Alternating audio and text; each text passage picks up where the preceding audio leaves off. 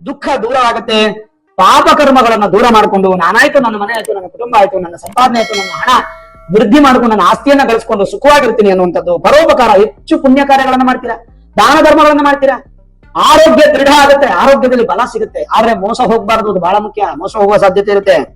ಜೊತೆಗೆ ಭೂಮಿ, ವಾಹನ, ಗೋವಿನ ಸಂಪತ್ತು ಇದೆಲ್ಲ ಸಮೃದ್ಧಿಯನ್ನು ಹೊಂದಿ ವಿಶೇಷ.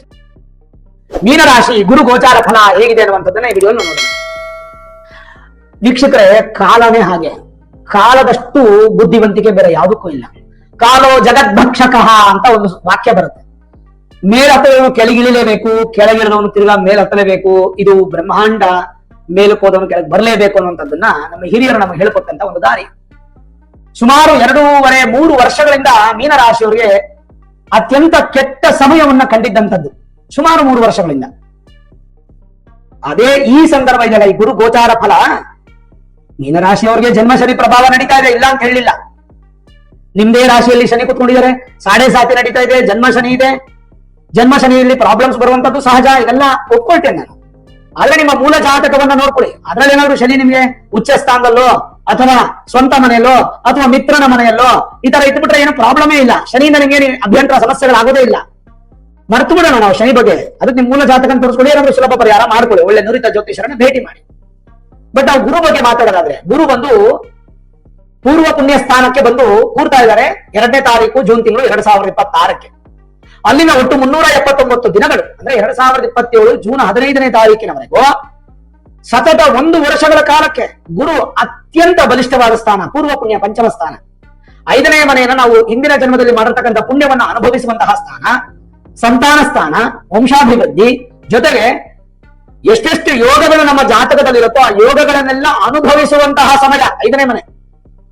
ಅಲ್ಲಿ ಗುರು ಬಂದು ಕುತ್ಕೊಳ್ತಾ ಇದ್ದಾರೆ. ಅದು ಉಚ್ಚ ಸ್ಥಾನಕ್ಕೆ. ನಿಮ್ಮ ರಾಶ್ಯಾಧಿಪತಿ ಯಾವುದು? ಮೀನ ರಾಶಿಯ ಅಧಿಪತಿ ಯಾರು? ಗುರು. ನಿಮ್ಮ ರಾಶ್ಯಾಧಿಪತಿ ಗುರು ತನ್ನ ಎಕ್ಸಾಲ್ಟೆಡ್ ಪೊಸಿಷನ್ ಉಚ್ಚ ಸ್ಥಾನಕ್ಕೆ ಬಂದು ಕೂರ್ತಾ ಇದ್ದಾರೆ. ಅತ್ಯಂತ ಬಲಿಷ್ಠವಾದಂತ ಒಂದು ಸ್ಥಾನ ಅದು, ಅತ್ಯಂತ ಬಲಿಷ್ಠ.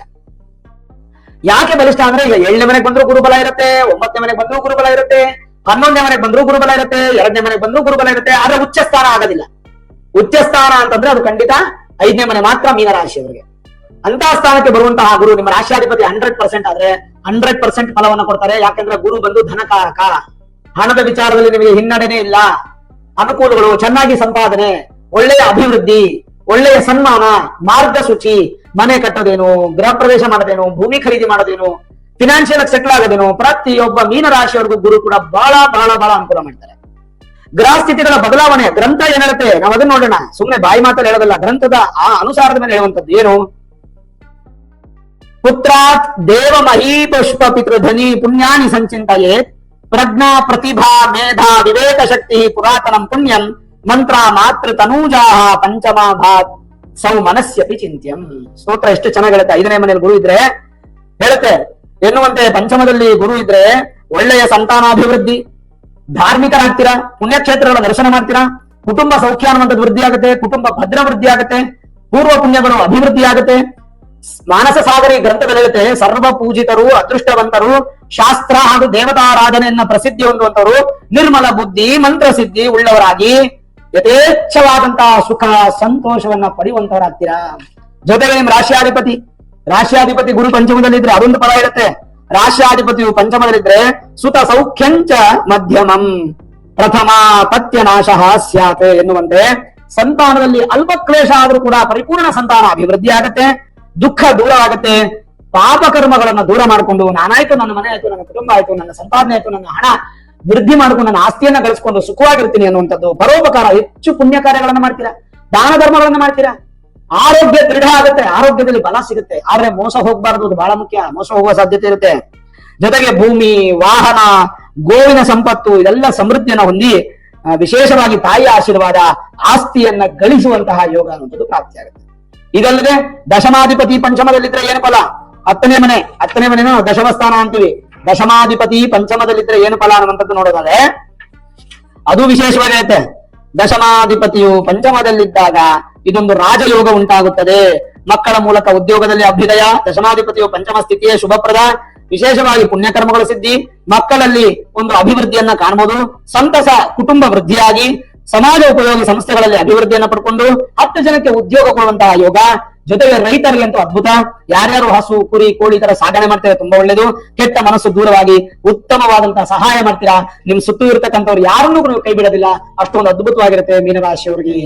ಜೊತೆಗೆ ಹಠಾತ್ ಅದೃಷ್ಟ, ದಿಢೀರಂತ ಧನ ಯೋಗ ಅನ್ನುವಂಥದ್ದು ಪ್ರಾಪ್ತಿ ಆಗುತ್ತೆ. ಇನ್ನು 5ನೇ ಮನೆಯಲ್ಲಿ ಫಲಗಳನ್ನ ಜನರಲೈಸ್ ಆಗಿ ನೋಡೋದಾದ್ರೆ ಯಾವ ತರ ಇರುತ್ತೆ ಅನ್ನುವಂಥದ್ದನ್ನ ಒಂದು ಲಿಸ್ಟೇ ಕೊಡ್ತೀನಿ ನೋಡಿ. ಉತ್ತಮ ಸಂತಾನ, ಶಾಸ್ತ್ರಗಳನ್ನ ಕಲಿಯುವಂತದ್ದು, ಜ್ಞಾನವಂತ, ಯೋಚನಾ ಶಕ್ತಿ, ಬುದ್ಧಿವಂತಿಕೆ, ಶೀಘ್ರವಾದಂತಹ ಸಂತಾನ ಪ್ರಾಪ್ತಿ, ಹಣವಂತರಾಗಿ ಹೆಸರನ್ನ ಮಾಡ್ತೀರಾ, ವಿಚಾರನ ನಡೆಸಿ ಅಭಿವೃದ್ಧಿಯಾಗಿ ನಿಮ್ಮ ಜೀವನದಲ್ಲಿ ನಿಮಗೆ ಇರ್ತಕ್ಕಂತಹ ಕೋರ್ಟು ಕೇಸು ಸ್ಟೇಷನ್ ಇಶ್ಯೂಸ್ ಎಲ್ಲ ಕ್ಲಿಯರ್ ಆಗುತ್ತೆ. ನಿಮಗೆ ಸಮಸ್ಯೆ ಇರತಕ್ಕಂತಹ ಆಸ್ತಿಗಳು ನಿಮಗೆ ವಾಪಸ್ ಬರುತ್ತೆ. ಜೊತೆಗೆ ತಂದೆಯ ಆಶೀರ್ವಾದ ತೃಪ್ತಿಯಾಗಿ ಸಿಗುತ್ತೆ. ಕುಟುಂಬಕ್ಕೆ ವಿಶ್ವಾಸ ಅಭಿವೃದ್ಧಿಯಾಗಿ, ಸಹೋದರರ ಸಂಪತ್ತು ವೃದ್ಧಿಯಾಗಿ, ಸಹೋದರರ ಸಪೋರ್ಟ್ ನಿಮಗೆ ಸಿಗುತ್ತೆ. ಜೊತೆಗೆ ವಿಶೇಷವಾಗಿ ಅಭಿವೃದ್ಧಿಯನ್ನ ಪಡ್ತಾ ದೀರ್ಘಾಯುಷ್ಯ ಯೋಗವನ್ನ ಪಡ್ಕೊಂಡು ವಿದ್ಯೆಯಲ್ಲಿ ಉತ್ತಮ, ವ್ಯಾಪಾರದಲ್ಲಿ ಉತ್ತಮ, ಉದ್ಯೋಗದಲ್ಲಿ ಉತ್ತಮವನ್ನ ಬಯಸಿ ಮಾತೃವಿನ ಸುಖ, ತಾಯಿಗೆ ಹೆಚ್ಚು ಸುಖವನ್ನ ಕೊಡುವಂತವ್ರು. ಜೊತೆಗೆ ವಸ್ತು ವಸ್ತ್ರ ಇವೆಲ್ಲ ಹೆಚ್ಚು ಖರೀದಿ ಮಾಡ್ತೀರಾ. ಲ್ಯಾವಿಶ್ ಲೈಫ್ ಅನ್ನು ಎಂಜಾಯ್ ಮಾಡ್ತೀರಾ. ವಾಹನ ಯೋಗ ಅಂತೂ ನಿಮಗೆ ತುಂಬಾ ಚೆನ್ನಾಗಿರುತ್ತೆ. ಮತ್ತೆ ಆಚಾರ ವಿಚಾರ, ಧರ್ಮ ಶಾಸ್ತ್ರ, ದೇವಸ್ಥಾನ, ಪುಣ್ಯಕ್ಷೇತ್ರ, ದಾನ ಧರ್ಮಾದಿಗಳನ್ನ ಹೆಚ್ಚು ಮಾಡುವಂತದ್ದು. ಸ್ವಂತ ಖರ್ಚನ್ನ ಹೆಚ್ಚು ಮಾಡ್ಕೊಳ್ತೀರಾ. ಪ್ಲಾನ್ಡ್ ಆದಂತ ಲೈಫ್ ಅನ್ನ ಲೀಡ್ ಮಾಡ್ತೀರಾ. ಅದೆಲ್ಲ ತುಂಬಾ ಚೆನ್ನಾಗಿರುತ್ತೆ. ಕಾನೂನಿನ ಅಭಿವೃದ್ಧಿ ಆಗ್ತಾ ಪಾಸಿಟಿವ್ ಆಗುತ್ತೆ. ಒಂದು ಒಳ್ಳೆ ಗೌರವ ಅಧಿಕಾರ ಸಿಗುವಂತ ಯೋಗ, ಚತುರ ಬುದ್ಧಿ ಅನ್ನುವಂಥದ್ದು ಹೆಚ್ಚು ಸಿಗುತ್ತೆ. ಯಾವುದೇ ಬುದ್ಧಿ ವಿಕಲ್ಪ ಇಲ್ಲದೆ ಭಾಗ್ಯೋದಯ ಕಾಲ ಅನ್ನುವಂಥದ್ದು ಪ್ರಾಪ್ತಿಯಾಗಿ, ರಾಜಕೀಯ ವ್ಯಕ್ತಿಗಳಿಗೆ ಉನ್ನತ ಸ್ಥಾನಮಾನ, ಸರ್ಕಾರಿ ಉದ್ಯೋಗಗಳಿಗೆ ಅಭಿವೃದ್ಧಿ, ಮಂತ್ರಿ ಮಹೋದಯರಿಗೆ ಒಳ್ಳೆಯ ಒಂದು ಬಲ, ತನ್ನ ಕುಟುಂಬಕ್ಕೆ ಸದಾಕಾಲ ಸಂತೋಷವನ್ನ ಕೊಡ್ತಾ ಉಂಟು ಮಾಡ್ತಾ ಇರ್ತಕ್ಕಂಥ ವ್ಯಕ್ತಿಗಳಾಗಿ, ಜೊತೆಗೆ ದೇವತಾ ಆಶೀರ್ವಾದವನ್ನು ಕೂಡ ಪಡ್ಕೋತೀರಾ. ಇದಲ್ಲದೆ ನೀವೇನಾದ್ರೂ ವಿದ್ಯಾಭ್ಯಾಸವನ್ನ ಪರಿಪೂರ್ಣತೆಯನ್ನು ಮಾಡ್ತಾ ಇದ್ರೆ ಅಂದ್ರೆ ಡಬಲ್ ಡಿಗ್ರಿ ಅಥವಾ PhD ಪೋಸ್ಟ್ ಡಾಟ್ ಮಾಡ್ತಾ ಇದ್ರೆ ಅಂತವರೆಲ್ಲೂ ಕೂಡ ತುಂಬಾ ಚೆನ್ನಾಗಿ ವೃದ್ಧಿ ಆಗುತ್ತೆ. ಓವರಾಲ್ ನೋಡಿದಾಗ ಮೀನರಾಶಿ ಅನ್ನುವಂಥದ್ದು ಒಂದು ರಾಜಯೋಗವನ್ನು ಉಂಟು ಮಾಡುತ್ತೆ. ದಶಮಾಧಿಪತಿ ಪಂಚಮ ಸ್ಥಾನದಲ್ಲಿದ್ದಾಗ ರಾಜಯೋಗವನ್ನ ಉಂಟು ಮಾಡುತ್ತೆ. ವಿಶೇಷವಾದಂತಹ ಅಭಿವೃದ್ಧಿ ಮೀನರಾಶಿಯವರಿಗೆ ಪ್ರಾಪ್ತಿ ಆಗ್ತಾ ಇದೆ. ಸಂತೋಷ ಅನ್ನುವಂತಹ ಒಂದೇ ವಾಕ್ಯ ಬಿಟ್ರೆ ಬೇರೆ ಏನು ವಾಕ್ಯ ಇರೋದಿಲ್ಲ. ಹಾಗಂತ ಕೈಗೆ ಬಂದಂತಹ ಹಣವನ್ನ, ಸಂಪಾದನೆ ಮಾಡಿದಂತಹ ಹಣವನ್ನ ಖರ್ಚು ಮಾಡ್ಲಿಕ್ಕೆ ಹೋಗ್ಬೇಡಿ. ನೀವು ಸಂತೋಷವಾಗಿ ಹೊಟ್ಟೆ ತುಂಬಾ ಊಟ ಮಾಡಿ 10 ಜನಕ್ಕೆ ಊಟ ಹಾಕಿ ಖಂಡಿತ ಅಭಿವೃದ್ಧಿ ಅನ್ನುವಂತ ಮೀನರಾಶಿಯವರು ಈ ವರ್ಷವನ್ನ ನಿಮ್ಮ ಜೀವನದಲ್ಲಿ ಕ್ಯಾಲೆಂಡರ್ ಅಲ್ಲಿ ಮಾರ್ಕ್ ಮಾಡಿಟ್ಕೊಳ್ಳಿ. ಈ ತರ ಮುಂದಕ್ಕೆ ನಿಮಗೆ ಯಾವ ಸಂದರ್ಭದಲ್ಲೂ ಬರಲ್ಲ.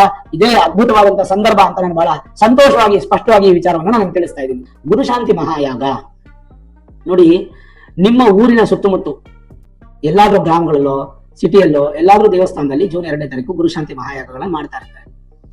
ಅಲ್ಲಿ ಹೋಗಿ ನೀವು ಪಾರ್ಟಿಸಿಪೇಟ್ ಮಾಡಿ. ಒಂದು 500, 1000, 2000, 5000 ಡೇ ಅಮೌಂಟ್ ಫಿಕ್ಸ್ ಮಾಡಿರ್ತಾರೆ. ಅದನ್ನ ಕಟ್ಬಿಟ್ಟು ನೀವು ಅದನ್ನ ಪಾರ್ಟಿಸಿಪೇಟ್ ಮಾಡಿ.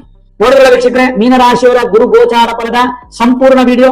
ಈ ವಿಡಿಯೋ ಇಷ್ಟ ಆಗಿದ್ರೆ ಲೈಕ್ ಮಾಡಿ, ಶೇರ್ ಮಾಡಿ, ಮುಖ್ಯವಾಗಿ ನಮ್ಮ ಚಾನಲ್ಗೆ ಸಬ್ಸ್ಕ್ರೈಬ್ ಮಾಡಿ, ಬೆಲ್ ಐಕಾನ್ ಅನ್ನು ಪ್ರೆಸ್ ಮಾಡಿ. ಸರ್ವೇ ಜನಾಃ ಸುಖಿನೋ ಭವಂತು, ಸಮಸ್ತ ಸನ್ಮಂಗಳ ನಿಭವಂತು.